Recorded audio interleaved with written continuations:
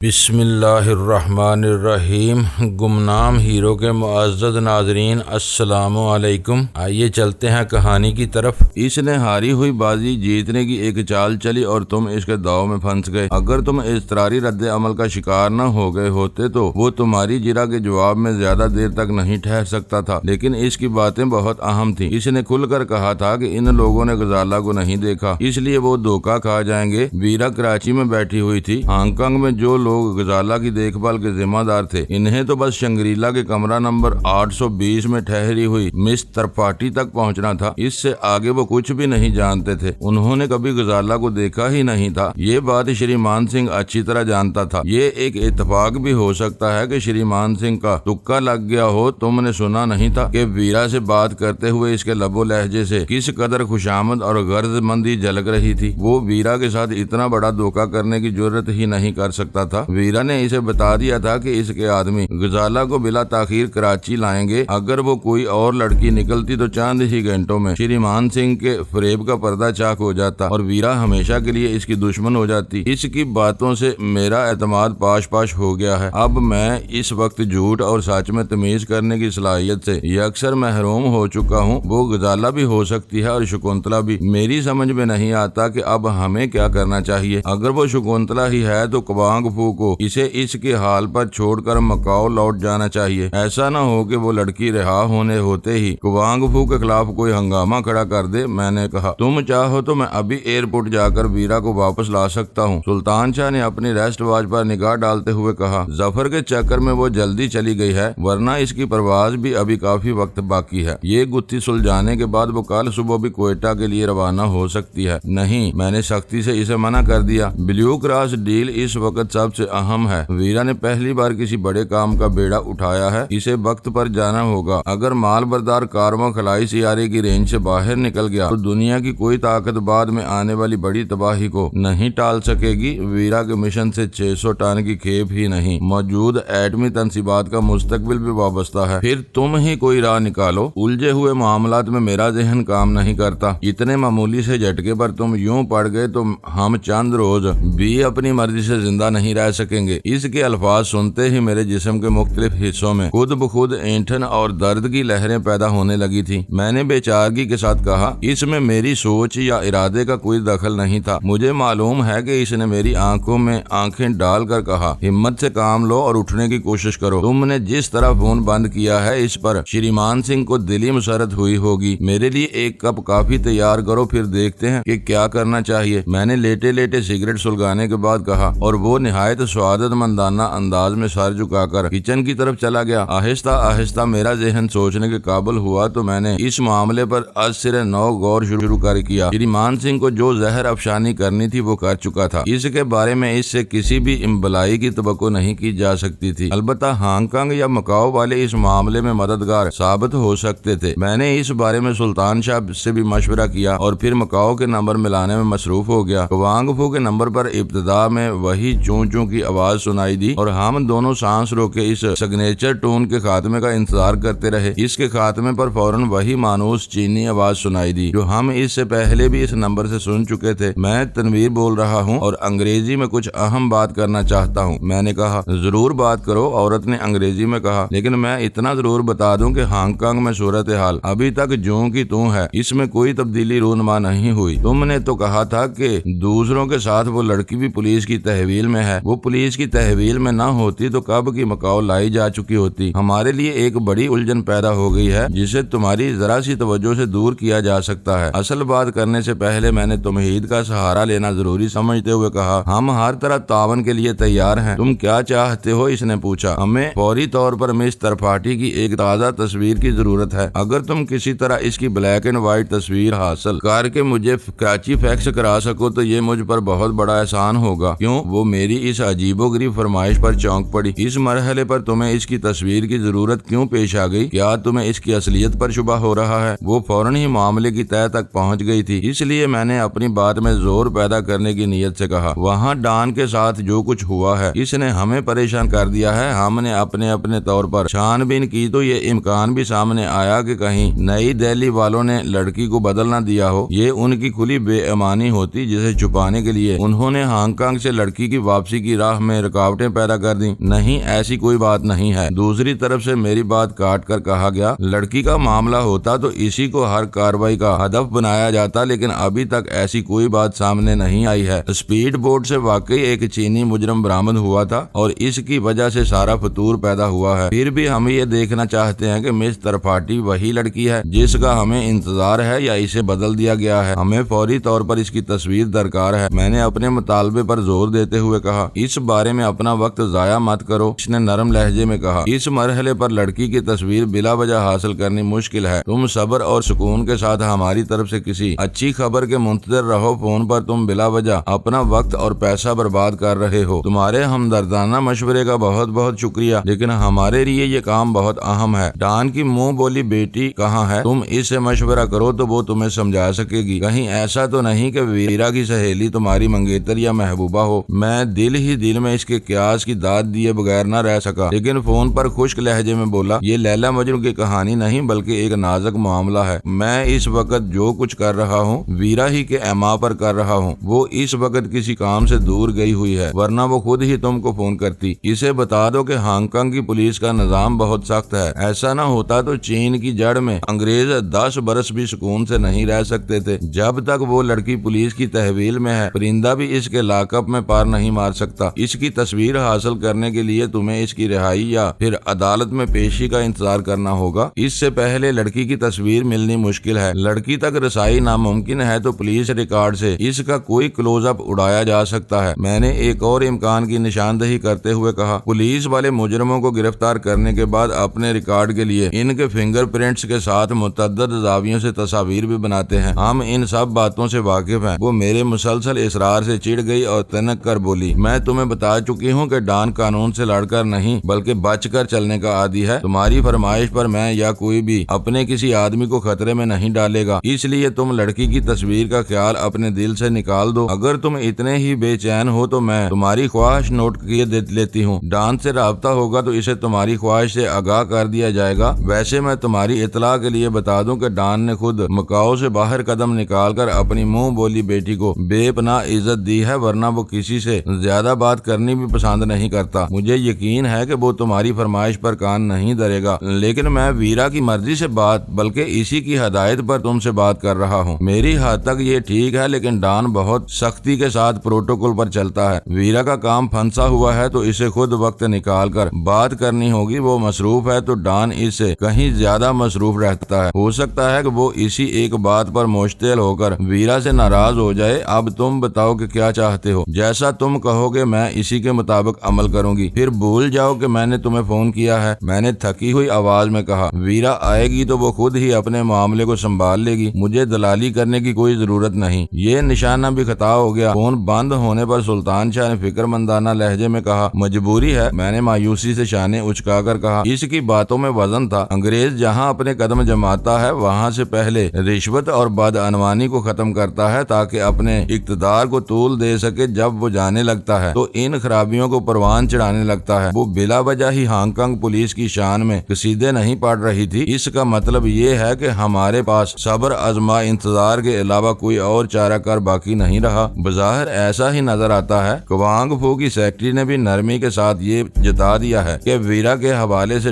Dawn ہمیں زیادہ اہمیت نہیں دے گا، اس لیے اب ہانگ کانگ سے غیر معمولی تعاون کی امید بے سود ہے۔ ہمیں یہیں کوئی راہ نکالنی ہوگی۔ اسی وقت شری مان سنگھ نے ڈرامائی انداز میں ایک دھماکہ کر کے تمہیں پریشان کر دیا تھا۔ چند ثانیوں کے توقف کے بعد سلطان شاہ نے کہا، اب تم اس ذہنی صدمے سے بڑی حد تک سنبھل چکے ہو، کیوں نہ اسے ایک بار پھر فون کر کے خریدا جائے۔ مجھے یقین ہے کہ اس کی کہانی میں زیادہ جان نہیں ہے۔ تم اسے تھوڑا سا بھی ہلاؤ جلاؤ گے تو اس کا جھوٹ کھل کر سامنے آ جائے گا۔ میں بھی اسے فون کرنے کے بارے میں سوچ رہا ہوں، میں نے معنی خیز مسکراہٹ کے ساتھ کہا، لیکن میری حکمت عملی کچھ اور ہی ہوگی۔ زہر کا توڑ زہر سے کیا جائے تو مؤثر رہتا ہے، ورنہ کوششیں رائیگاں جاتی ہیں۔ کیا حکمت عملی سوچی ہے تم نے؟ سلطان شاہ نے اشتیاق آمیز لہجے میں سوال کیا۔ بس دیکھتے جاؤ، وہ اپنی باتوں سے خود ہی میری راہ بنائے گا، میں نے پورے اعتماد کے ساتھ کہا اور کافی کی پیالی آخری گھونٹ میں خالی کرنے کے بعد فون کی طرف متوجہ ہو گیا۔ اس بار ماتحت عملے گزارے کہ کسی ہیلے بہانے کے بغیر شریمان سنگھ فون پر آ گیا۔ مجھے یقین تھا کہ تم جلد ہی مجھ سے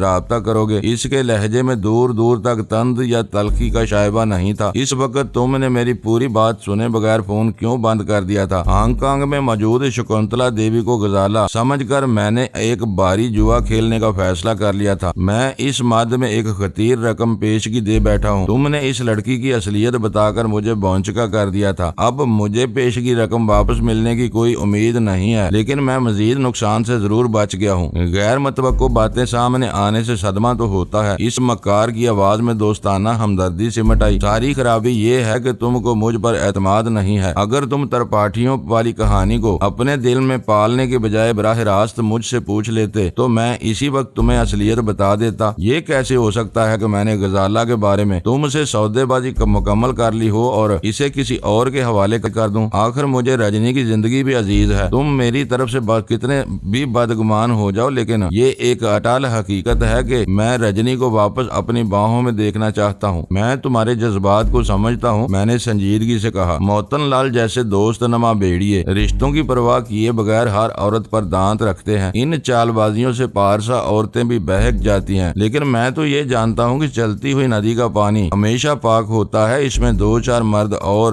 ڈور ڈنگر گرنے سے پانی کی صفائی میں فرق نہیں پڑتا۔ اب اس ذکر کو چھوڑو۔ وہ میری میٹھی چٹکیوں پر تل ملا کر بولا، اصل بات پر آؤ۔ میں نے تمہیں بتا دیا ہے کہ غزالہ نئی دہلی میں محفوظ ہے اور جلد از جلد کراچی آنے والی ہے، لیکن میں اس کے انتظار میں بیکار نہیں بیٹھنا چاہتا۔ تم نے اگر کوئی کام کیا ہے تو مجھے اس کو آگے بڑھانا ہے۔ اس بارے میں ضد نہ کرو، میں نے لجاجت سے کہا۔ غزالہ آنے ہی والی ہے تو ایک دو روز صبر کر لو۔ یہ سمجھ لو کہ میں ابھی تک جھک مار رہا ہوں۔ میرے لیے یہ سمجھنا مشکل ہے، اس نے میری بات کاٹ کر کہا۔ ایسا ہی تھا تو تم مجھے کچھ نہ بتاتے اور میں تم پر بھروسہ کیے بیٹھا رہتا۔ جان بوجھ کر انجان بنے رہنا میرے لیے ناممکن ہے۔ ہم لوگ تو انجان ہونے کے باوجود اندھیرے میں تیر چلاتے ہیں اور کچھ نہ کچھ مار لیتے ہیں۔ تم مجھے الٹی پٹی پڑھا رہے ہو، تم مجھے حد سے زیادہ مجبور کر رہے ہو، میں نے شکست خوردہ لہجے میں کہا۔ یہ تمہارا خیال ہے، تمہیں اندازہ نہیں کہ وہ آدمی میرے لیے کتنا اہم ہے۔ تم نے کوئی اچھی خبر سنائی تو میں تمہیں مالا مال کر دوں گا، تمہارے اور غزالہ کے دن پھر جائیں گے۔ ٹھیک ہے، میں نے ایک گہرا سانس لے کر کہا۔ پھر شام کو کہیں مل لو، میرے دفتر کیوں نہیں آ جاتے؟ اس نے نہایت معصومانہ انداز میں مجھے چوہے دان میں داخل ہونے کی دعوت دی۔ تمہارے دفتر میں میرا پچھلا تجربہ بہت تلخ تھا۔ کسی سنتری کی کھوپڑی سنک گئی تو وہ مجھے ٹھنڈا ہی کر دے گا، میں باہر رہ کر ہی سکون سے بات کر سکوں گا۔ وہ زندہ تو ہے نا؟ شریمان سنگھ کی اضطراری آواز ابھری۔ مجھے تعاون پر آمادہ پا کر اس کے ذہن میں سویا ہوا تجسس ایک مرتبہ پھر بیدار ہو گیا۔ غزالہ جب تک گھر نہ لوٹ آئے میں اسے زندہ نہیں سمجھتا۔ یہ سب باتیں بہت سے اگر اور مگر سے وابستہ ہوتی ہیں۔ آؤ گے تو اس بارے میں کھل کر بات ہوگی، میں نے اسے چکر دیتے ہوئے کہا۔ وہ میری ہیلا جوئی کو یقیناً بانپ گیا تھا، لیکن اس نے اپنی بات پر اصرار نہیں کیا۔ اس وقت ہم دونوں کے مابین سرد جنگ چھڑی ہوئی تھی، جس میں ہم دونوں ہی بہت سی باتیں سمجھ لینے کے باوجود انجان بنے رہنے پر مجبور تھے، کیونکہ دونوں ہی بیک وقت ایک دوسرے پر اپنے اپنے داؤ آزمانے کی فکر میں لگے ہوئے تھے۔ میں ٹھیک 7 بجے ماری پور کے لیول کراسنگ کو عبور کر کے تمہارا انتظار کروں گا۔ چند ثانیوں کی خاموشی کے بعد شریمان سنگھ کی آواز ابھری، وہاں سے ہم ہاکس بے کی طرف نکل جائیں گے۔ ہاکس بے؟ میں نے حیرت سے دہرایا۔ رات کے اندھیرے میں ہاکس بے پر کیا ملے گا؟ وہاں ہم سکون اور بے فکری سے بات کر سکیں گے۔ اس کی آواز میں عجیب سا بوجھل پن سمٹ آیا۔ آج رات ہے اور 14ویں کی رات بھی۔ سمندر کے جوبن کے نظارے دیکھنے کے لیے بہت سے لوگ وہاں پہنچے ہوئے ہوں گے۔ وہیں ہمارا ہٹ بھی ہے، باتوں باتوں میں زیادہ پی گئے تو رات وہیں گزار لیں گے۔ ویسے بھی ویکینڈ پر تفریح کی دلدادہ لڑکیوں کی کئی ٹولیاں کٹی ہوئی پتنگوں کی طرح چکراتی رہتی ہیں، چاہو تو ان میں سے کسی کو اپنے ساتھ شامل کر لیں گے۔ ٹھیک ہے، میں 7 بجے لیول کراسنگ پر پہنچ جاؤں گا۔ میں نے اس کے دیے ہوئے پروگرام سے اتفاق کرتے ہوئے فون کا سلسلہ منقطع کر دیا۔ اس سے میری گفتگو کے دوران میں سلطان شاہ کے چہرے پر زلزلے کے آثار نظر آ رہے تھے اور وہ بہت زیادہ حیران و پریشان نظر آ رہا تھا۔ فون بند ہوتے ہی وہ جلا کر مجھ پر برس پڑا۔ سمجھ میں نہیں آتا کہ آج تمہاری کھوپڑی پر برف کیوں جم گئی ہے؟ پروگرام یہ طے ہوا تھا کہ اسے ہلا جلا کر اس کے جھوٹ کا پول کھولو گے۔ بات ہوئی تو اس سے ملنے کا پروگرام بنا بیٹھے۔ میرا ذہن ابھی تک یقین اور بے یقینی کی دھند سے باہر نہیں نکل سکا ہے۔ اگر غزالہ واقعی ان لوگوں کے قبضے میں ہے تو شریمان سنگھ سے محاذ آرائی مول لے کر میں اس کی مشکلات میں اضافہ کر دوں گا۔ ہوگا، اسی احتیاط کی وجہ سے میں نے مصالحت کی راہ اختیار کی ہے۔ وہ رات کے اندھیرے میں تمہیں ہاکس بے جا لے جا رہا ہے۔ سلطان شاہ غصے اور بے بسی سے دانت پیستے ہوئے بولا، اس خطرناک راستے پر بعض جگہ دن میں بھی ڈرائیونگ مشکل ہوتی ہے، پھر رات کے اندھیرے میں روشنیاں گل کر کے اس کا پیچھا کرنا تو بالکل ناممکن ہوگا۔ وہاں ہٹ میں پہلے سے اس کے پالتو گنڈے موجود ہوں گے جو بے رحمی کے ساتھ مار مار کر تمہاری ہڈیاں پسلیاں توڑ دیں گے اور پھر تمہیں چڑھے ہوئے سمندر میں پھینک کر لوٹ آئیں گے۔ میں تمہارے لیے کچھ نہیں کر سکوں گا۔ یہ ساری باتیں تمہاری سمجھ میں کیوں نہیں آ رہی؟ ایک ویکینڈ پر وہ ساحل اتنا ویران نہیں ہوتا ہوگا، اور آج چاندنی رات بھی ہے۔ سلطان شاہ گرایا، تمہاری عقل بالکل معاف ہو گئی ہے۔ وہ تو ساحل پر منڈلانے والی خوبصورت لڑکیوں کا بھی ذکر کر رہا تھا۔ تم یہ کیوں بول رہے ہو کہ ہم یورپ کے کسی ساحلی شہر میں نہیں بلکہ کراچی میں ہیں، جہاں شریف لوگ راتوں کو آوارہ گردی کرنے کی بجائے نرم بستروں میں آرام کرنے کو ترجیح دیتے ہیں۔ غزالہ کو وہ ہانگ کانگ بھیج چکا ہے۔ تم سے ملا سرکار کے بارے میں ساری معلومات اگلوانے کے بعد وہ تمہیں بے دردی سے ہلاک کر دے گا۔ گڈ۔ اس کی تقریر ختم ہو جانے پر میں نے بھرپور ہنسی کے ساتھ کہا، مجھے خوشی ہے کہ جو امکانات میرے سامنے ہیں وہ تمہاری نظروں میں بھی ہیں۔ میری کھوپڑی ہر طرح تر و تازہ ہے اور اب میں اسے اسی کے حربوں سے زیر کروں گا۔ شریمان سنگھ اگر چالاک بننے کی کوشش کر رہا ہے تو اسے اپنا تھوکا ہوا چاٹنا پڑے گا، لیکن تمہارے ذہن میں کوئی منصوبہ تو ہوگا۔ ہاکس بے پہنچنے کے بعد تم اسے کس طرح زیر کرو گے؟ میری وضاحت پر سلطان شاہ کے لب و لہجے میں نمایاں نرمی پیدا ہو گئی۔ اب ظفر کے آدمیوں کو میدان میں لانا پڑے گا۔ میں نے اسپیکر فون آن کرتے ہوئے کہا، شریمان سنگھ کے آدمیوں پر آج کی رات باری پڑنے والی ہے۔ فون کا سلسلہ ملنے پر تیسری گھنٹی بجی تو مجھے تشویش ہونے لگی، کیونکہ ایس ٹی ایف کا آپریٹر ہمیشہ پہلی گھنٹی پر فون اٹھانے کا عادی تھا۔ چوتھی گھنٹی معدوم ہونے سے پہلے ہی وہ لائن پر آ گیا۔ کیا بات ہے؟ کیا آج بورڈ خالی پڑا ہوا ہے؟ میں نے حیرت کے ساتھ پوچھا۔ او نو سر، وہ میری آواز پہچان کر جلدی سے بولا، آج یہاں ذرا ایمرجنسی ہو گئی ہے۔ ظفر صاحب ابھی زخمی حالت میں واپس آئے ہیں، ان کے کپڑے خون میں ڈوبے ہوئے ہیں۔ سب لوگ اسی طرف چلے گئے تھے۔ وہ خبر سنتے ہی میرا دل دھاک سے رہ گیا۔ وہ ویرا کو ایئرپورٹ چھوڑنے گیا تھا۔ اگر وہ واپسی پر زخمی تھا تو معاملہ گڑبڑ تھا۔ میرے ذہن میں پہلا خیال یہی آیا کہ کہیں وہ ویرا کی کوئی حرکت نہ ہو، لیکن وہ زیادہ سوچنے سمجھنے کا وقت نہیں تھا۔ میں نے پھرتی کے ساتھ پیروں میں جوتے ڈالے اور روانگی کے لیے تیار ہو گیا۔ شریمان سنگھ کا اہم اور نازک ترین معاملہ وقتی طور پر میرے ذہن سے معدوم ہو گیا تھا۔ اس روز شاید ہر طرف سے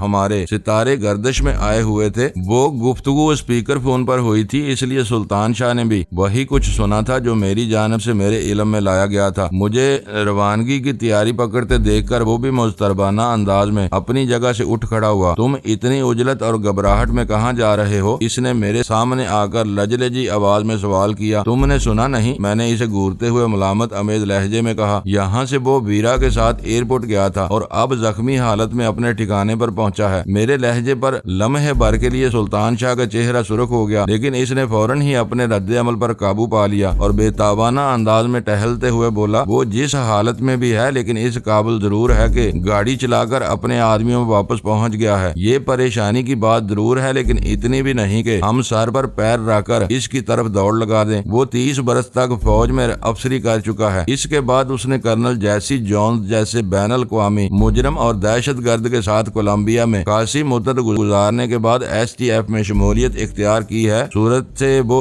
کتنا بھی جوان اور کھلنڈرا نظر آتا ہو، لیکن حقیقت یہ ہے کہ وہ 50 کے لپیٹے میں ہے۔ اس جیسے گاگ آدمی کے لیے تم اس طرح پریشان ہو رہے ہو جیسے وہ میلے کی بھیڑ میں اپنے ماں باپ سے بچھڑا ہوا کوئی نو عمر لڑکا ہو۔ وہ اپنی حفاظت کے ہر گور سے واقف ہے۔ تم کہنا کیا چاہ رہے ہو؟ اس کی طول پکڑتی ہوئی تومید سے اکتا کر میں نے خشک لہجے میں پوچھا، کیا ہم اس کے بارے میں ہر اخلاقی ذمہ داری سے یکسر آزاد ہیں؟ میرا یہ مطلب نہیں تھا کہ ہم اسے بھول جائیں، لیکن تم اس کے بارے میں ضرورت سے زیادہ اثر لے رہے ہو۔ اس وقت تمہارے سامنے اپنے مسائل بھی ہیں جن کا حل سوچنا ضروری ہو گیا ہے۔ ویرا کے چلے جانے کے بعد ہمارے لیے تھوڑی سی دشواریاں پیدا ہو چکی ہیں، میں نے ملائمت کے ساتھ اسے سمجھاتے ہوئے کہا۔ وہ کوانگ فو سے بہت زیادہ بے تکلف ہے اور اس پر حاوی ہو کر بات کرتی ہے، جبکہ ہمیں ہانگ کانگ میں سرد مہری کے رویے کا سامنا کرنا پڑے گا۔ کوانگ فو کی سیکرٹری بتا ہی چکی ہے کہ وہ ہم کو منہ نہیں لگائے گی۔ البتہ وہ غزالہ کو رہائی دلانے میں کامیاب ہو گیا تو اسے براہ راست کراچی ہی روانہ کرے گا۔ ایسی صورت میں ہمیں اسے چھیڑ چھاڑ کر کے کچھ حاصل نہیں ہوگا، الٹا وہ ہم سے مشتعل ہو سکتا ہے۔ موجودہ حالات میں ہم صرف انتظار ہی کر سکتے ہیں یا پھر براہ راست ہانگ کانگ جانا پڑے گا۔ یہاں رہتے ہوئے ہم صرف شریمان سنگھ پر کام کام کر سکتے ہیں۔ ہمیں یہ یقین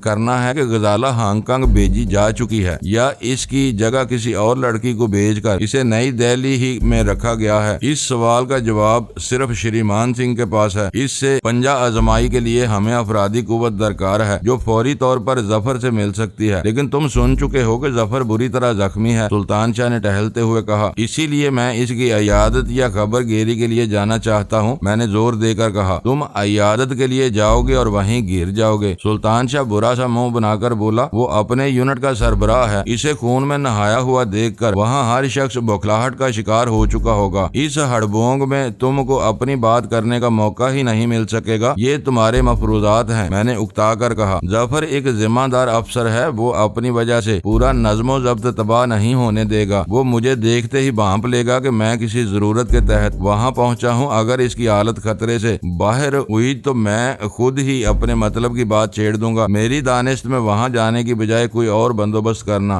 زیادہ بہتر رہے گا، اس نے میری آنکھوں میں دیکھتے ہوئے پرخیال انداز میں کہا۔ کھل کر بکو کہ کیا کہنا چاہ رہے ہو، میں نے جل کر کہا۔ منہ میں گونگنیاں کیا چبا رہے ہو؟ تم اسپیشل ٹاسک فورس سے مدد کے بغیر کرائے کے آدمی بھی اکٹھے کر سکتے ہو۔ زیر زمین دنیا کے لوگوں سے ہمارے رابطے ٹوٹے ہوئے ہیں، ہمیں اس وقت بے جگر آدمیوں کی ضرورت ہے جو وقت پڑنے پر آنکھیں بند کر کے ہماری لڑائی میں کود سکیں۔ اگر شریمان سنگھ کی نیت میں فطور پیدا ہو گیا ہے تو وہ آج شام پوری تیاری کے ساتھ میدان میں اترے گا اور ہماری کسی بھی لغزش کو نظر انداز نہیں کرے گا۔ ناقابل اعتماد اور نکمے آدمیوں کی وجہ سے ہم بری طرح مار کھا جائیں گے۔ اتنے مختصر وقت میں منہ مانگا معاوضہ دینے پر بھی بھروسے کے آدمی نہیں مل سکیں گے۔ تمہارے رابطے ضرور ٹوٹے ہوئے ہیں، لیکن میرے کئی قریبی دوست اور رشتہ دار برے برے لوگوں میں اٹھتے بیٹھتے ہیں، میں ان کی معرفت اپنے کام کے 10-5 آدمی پیدا کر لوں گا۔ رہی معاوضے کی بات تو اس وقت بھی تمہارے پاس پیسے کی کمی نہیں ہے۔ شی والوں کی گن بوٹ کی فروخت سے تم نے جو لاکھوں ڈالر کمائے تھے وہ ابھی تک سلمہ کی تجوری میں پڑے زنگ کھا رہے ہیں۔ میں حیرت سے اسے گورتا رہ گیا۔ یہ حقیقت تھی کہ ہماری ایک خطیر رقم سلمہ کی تجوری میں تھی، لیکن میرے روزمرہ اخراجات مافیا اور دوسرے ذرائع سے پورے ہو رہے تھے، اس لیے میں نے ایک طویل مدت سے اس محفوظ رقم کو چھیڑنے کی ضرورت محسوس نہیں کی تھی، بلکہ ایک اعتبار سے میں عملاً اسے بھولا ہوا تھا۔ لیکن سلطان شاہ نے اس وقت اس رقم کا حوالہ دے کر مجھے چونکا دیا تھا۔